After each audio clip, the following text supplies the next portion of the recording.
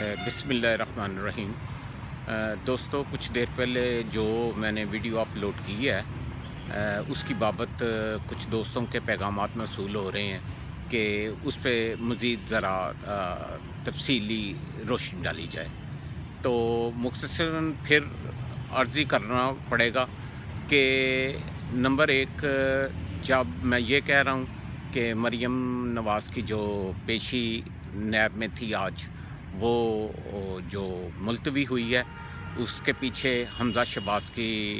Diplomacy. इस तनाज़र में मैं दो तीन आपसे गुजारिश कर दूं कि पहली चीज़ हमजा शहबाज की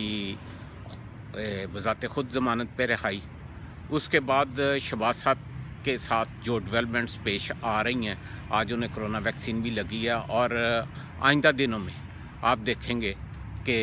उस डेवलपमेंट की रोशनी में वो भी हमजा शहबाज की तरह बाहर आ जाएंगे। और उनकी डिप्लोमेसी में जो बातें चल रही हैं उसमें एक मुमकिन डील है जिसमें किसी एक नून लीग के लीडर का जो है वो बाहर जाने की बातें हो रही हैं। अभी मेरी इस बात के ऊपर नून लीग के मतवाले जो हैं वो बहुत ज़्यादा गोलाबारी शुरू कर देंगे, लेकिन मैं ये इंतहाई मोतबर ज़राए से अब इसकी तस्दीक कर रहा हूँ कि इस बाबत जो है वो बात चल रही है। दूसरी, आपने देखा कि यूसुफ रज़ा गिलानी साहब जो है उन्होंने आज सेनेट में एज ए कायदे अपोजिशन जो है उनका नोटिफिकेशन हो गया और ये भी उसी डील का नतीजा है जिसके मुताबिक तनख्वाह भी तय हुई है कि पीपल्स पार्टी जो है वो किस तनख्वाह पे काम करेगी और उसमें कुछ आगे जो डेवलपमेंट्स हैं, जब मैं ये कह रहा हूँ कि नए इत्तेहाद बनेंगे तो उसमें मेरा जो इशारा है वो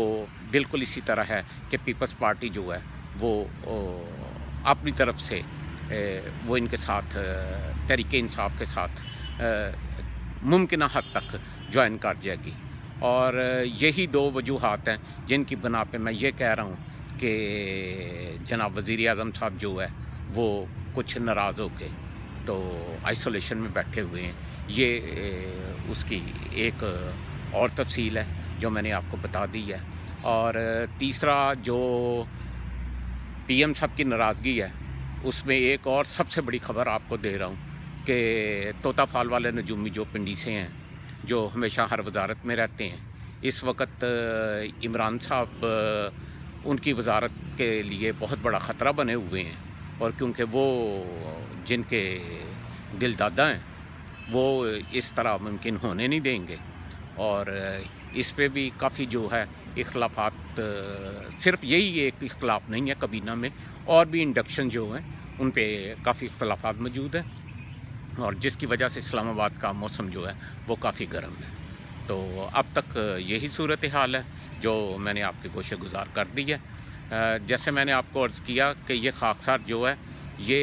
1989 से जो इक़्तिदार के अवान हैं उसमें बड़ी बड़ी जो चीज़ें हुई हैं और होती रहती हैं,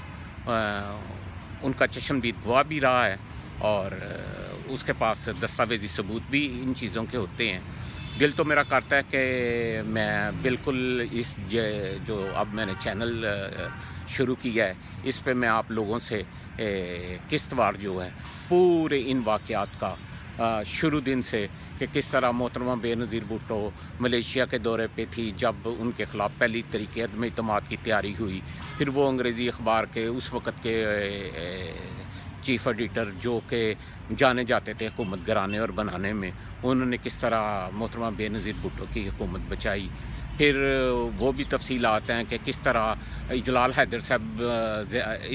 ज़ैदी साहब नाराज़ हुए, उन्होंने फिर वो फजलुर रहमान, इजलाल हैदर ज़ैदी, रुवेदात खान, वो ग्रुप कैसे बना जिन्होंने नवाज़ शरीफ की हुकूमत को चलता किया। तो बेशुमार स्टोरीज़ हैं। इंशाअल्लाह ताला आप लोगों से मैं ये शेयर करूँगा।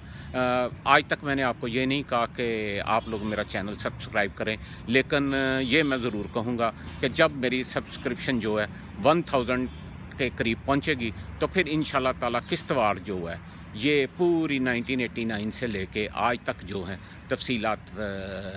آپ لوگوں سے شیئر کروں گا۔ یہ بھی شیئر کروں گا کہ کراچی میں جنرل رحیل شریف جو پہلی میٹنگ تھی جس میں نواز شریف صاحب بھی تھے، آصف زرداری صاحب بھی تھے، کیا کلمات ادا ہوئے، جس میں پھر آصف زرداری صاحب نے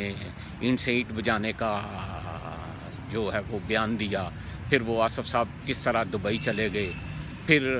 امریکنز جان مکین کس طرح آئے، انہوں نے کیا مداخلت کی، تو بہت سی سٹوریز ہیں وہ انشاءاللہ تعالی آپ لوگوں سے شیئر ضرور کروں گا۔